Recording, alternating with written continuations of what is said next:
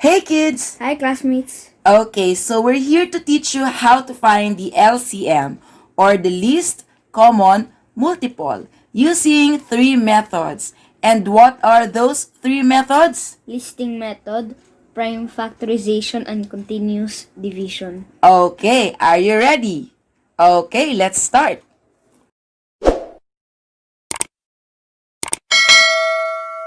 Okay, so let's get the LCM of 18 and 30.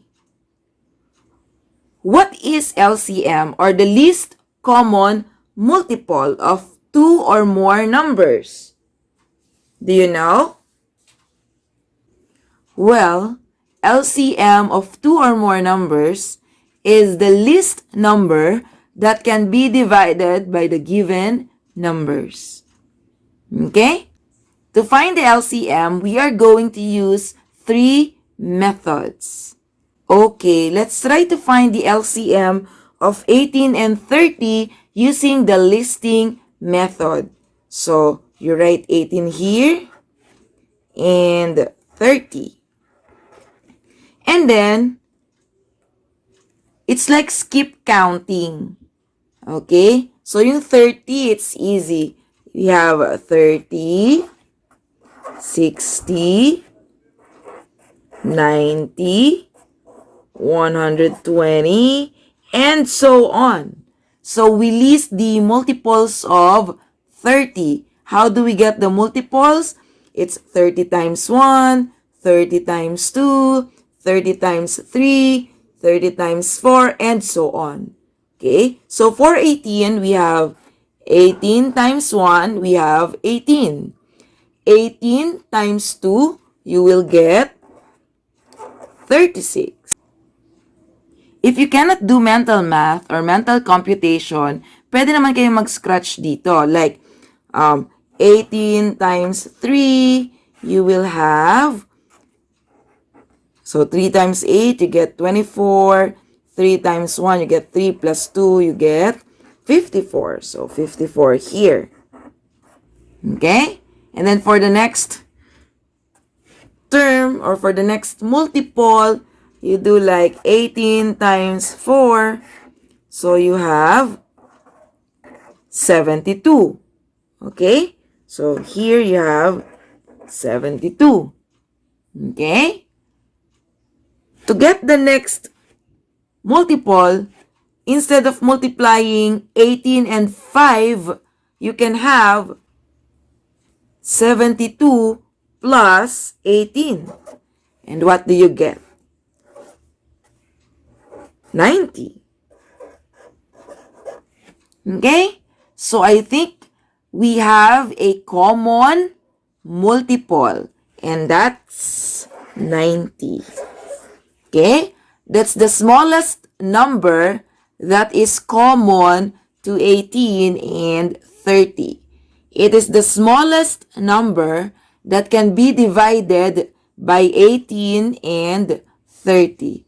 Okay? So we say the least common multiple of 18 and 30 is 90.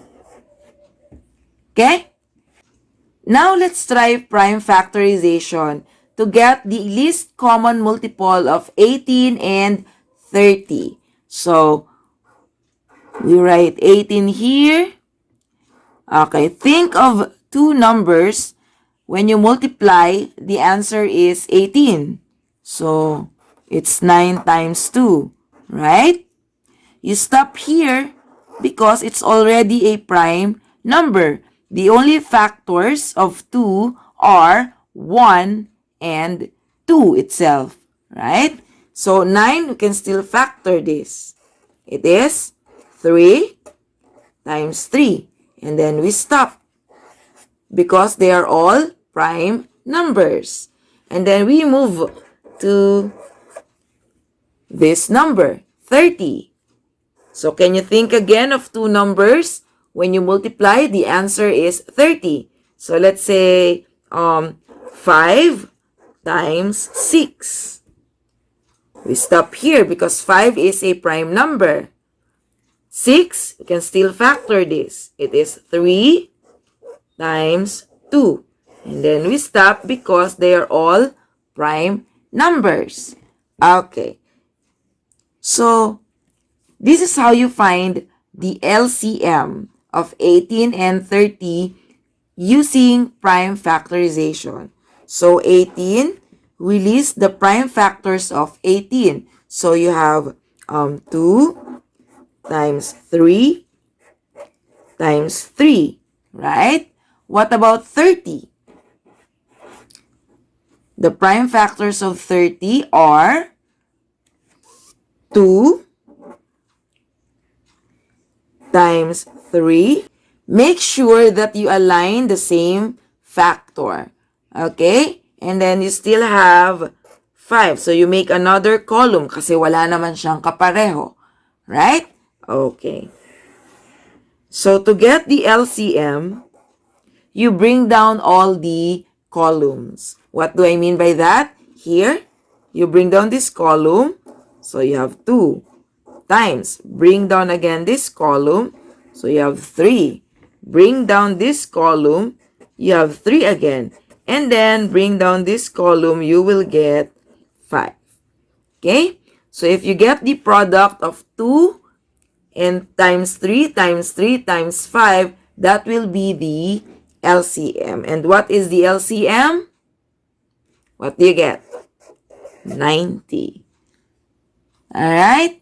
Okay. What about continuous division? How do we get the LCM of 18 and 30 using continuous division? So let's write 18 and 30 here. Okay? So think of a number that can divide both 18 and 30. It's nice if you can think 6 immediately. Okay? 6. Okay? Pero it's okay if naisip nyo lang 3. That is totally okay. Okay? So, pwede rin 6. Okay? So, you can have like this. 6. It's also okay. Alright? So, 18 divided by 3, you'll get 6. 30 divided by 3, you'll get 10. Oh, can you still think of a number that can divide both 6 and 10? Yes. Meron pa. It's 2. Right? 6 divided by 2, you get 3. 10 divided by 2, you get 5. And then, you stop kapag wala na kayong maisip na number that can divide both 3 and 5. Wala na, di ba? Okay. The LCM is the product of these numbers. Okay? And you will get 90. So, the LCM is equal to 90. Let's try this. Okay? Paano kung ang naisip nyo kaagad is 6? Okay? So, you do like 18 divided by 6, you will get 3. Right? 30 divided by 6, you will get 5. And then you stop here because 3 and 5 have no common factors. Okay? And then the LCM is the product of these numbers. And you will still get 90. Okay? So it's up to you to choose which method works best for you. Okay? My little boy will solve this exercise. Please feel free to pause this video to solve this problem on your own. For my son, prime factorization is the best method.